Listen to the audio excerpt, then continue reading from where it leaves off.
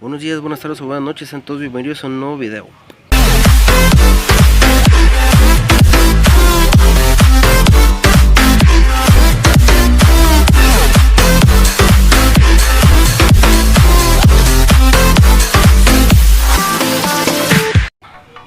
Bueno amigos, pues este día vengo con un nuevo video acerca de un chillido que trae mi carro.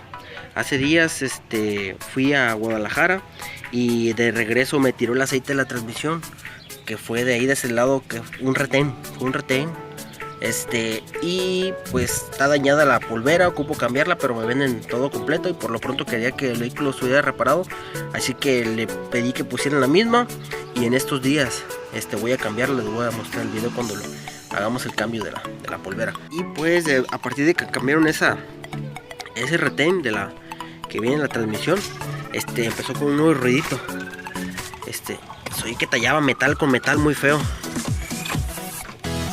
Alcanzan a ver aquí, pero encontré el problema.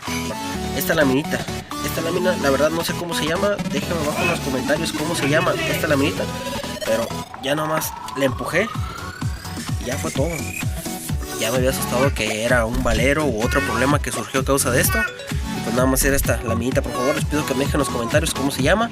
Ya nomás la recorrí para allá. No sé si se alcanza a ver. Ahí se ve una rayita de lo mismo que estaba tallando. A ver, ahí se alcanza a ver en el disco. Ahora les voy a poner una flechita.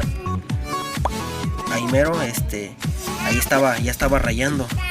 Hasta el momento de cambiarse, se movió un poquito hacia adelante y se vino, y por motivo estaba pegando. Aquí ya le hizo espacio. Ahí se alcanza a ver esa línea ahí donde tengo el dedo, ahí más o menos de lo que estaba tallando. Y la verdad sí, en unos momentos se llegó a escuchar muy fuerte.